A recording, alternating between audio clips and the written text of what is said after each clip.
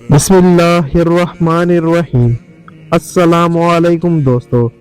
جنگ حطین 5 جولائی 1187 کے دن عیسائی سلطنت یروشلم اور سلطان صلاح الدین ایوبی کی افواج کے درمیان لڑی گئی، جس میں فتح کے بعد مسلمانوں نے پیش قدمی کرتے ہوئے بیت المقدس کو عیسائی قبضے سے چھڑا لیا۔ مصر میں فاطمی حکومت کے خاتمے کے بعد صلاح الدین نے 1182 تک شام، موصل، حلب وغیرہ فتح کر کے اپنی سلطنت میں شامل کر لیے۔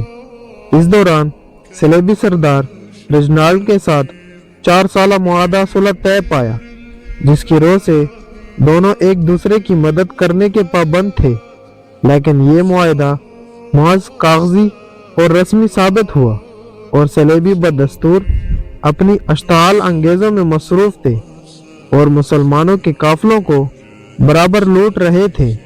1186 عیسوی میں عیسائیوں کی ایک ایسے ہی حملے میں رجنالڈ نے یہ ناپاک جسارت کی کہ وہ دیگر عیسائی جنگجو امراء کے ساتھ شہر نبوی مدینہ منورہ پر ناپاک حملے کے غرض سے حجاز مقدس پر حملہ آور ہوا۔ صلاح الدین ایوبی نے ان کی سرگرمیوں کے روک تھام کے لیے فوری اقدامات کیے۔ نبی آخر الزماں صلی اللہ علیہ وسلم کے اس حقیقی غلام نے اس بدبخت صلیبی سردار رجنالڈ کا فوری تعاقب کرتے ہوئے اسے حطین کی تاریخی مقام پر جا لیا۔ سلطان نے اپنے آقائے نامدار صلی اللہ علیہ وسلم کے شہر مقدس پر حملے کی ناپاک جسارت کرنے والے صلیبی لشکر پر ایک ایسا آتش گیر مادہ پھینکوایا کہ جس نے میدان جنگ کی زمین پر چاروں طرف بھیانک آگ بھڑک اٹھی۔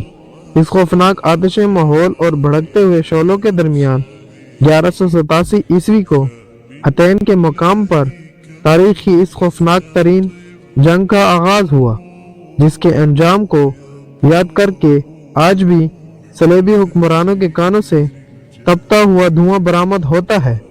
اس تاریخی جنگ کے نتیجے میں 30,000 سے زیادہ عیسائی حملہ آور جہنم واصل ہوئے اور اتنے ہی قیدی بنا لیے گئے۔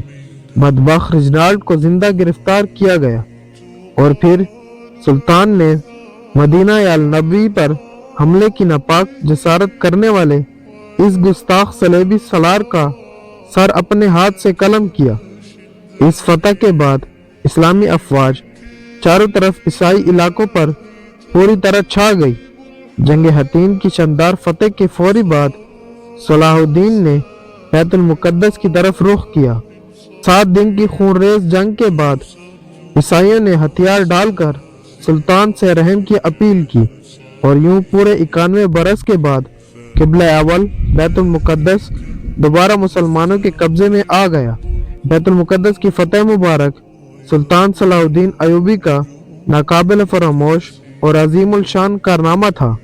میرا ایمان ہے کہ فتح بیت المقدس کے موقع پر اللہ کی طرف سے نصرت و مدد کی وجہ جنگ حطین کے خونریز معرکے میں شہر نبوی مدینہ منورہ کی حفاظت و حرمت کے لیے والہانہ سر بکفن لڑنے والے ایوبی سلطان کا عشق مصطفی کا جذبہ ایمانی تھا۔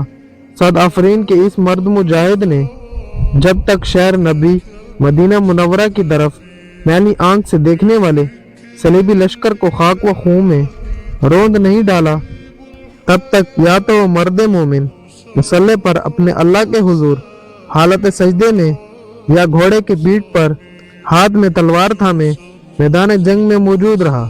میرا حقل یقین ہے کہ ایک سچے عاشق رسول سلطان صلاح الدین ایوبی اور اس کے سرب کفن مجاہدوں نے اپنی جانیں ہتھیلی پر رکھ کر اللہ کے محبوب نبی آخر الزماں صلی اللہ علیہ وسلم کے مقدس نگری کی حفاظت کی، تو پھر مولائے کائنات اللہ سبحانہ و تعالیٰ نے بھی قبلہ اول بیت المقدس کی مبارک فتح کا سہرہ ان کے ماتھے پر سجا کر انہیں تاریخ میں امر کر دیا۔ مرحبا اس مسلم مجاہد کا کردار کے سقوط بیت المقدس کے وقت صلیبیوں کے مسلمانوں کے ساتھ ظالمانہ سلوک کے برعکس سلطان ایوبی نے عیسائیوں پر کسی قسم کی زیادتی اور ظلم نہیں کیا، یروشلم اور ملاحقہ علاقے کے عیسائیوں کو 40 دن کے اندر سلامتی کے ساتھ شہر سے نکل جانے کی اجازت عطا کی گئی۔ رحم دل اور منصف ایوبی سلطان نے فدیہ کی بڑی معمولی سی رقم مقرر کی، اور جو لوگ وہ بھی ادا نہ کر سکیں انہیں بغیر ادائیگی فدیہ ہی شہر چھوڑنے کی اجازت دے دی گئی۔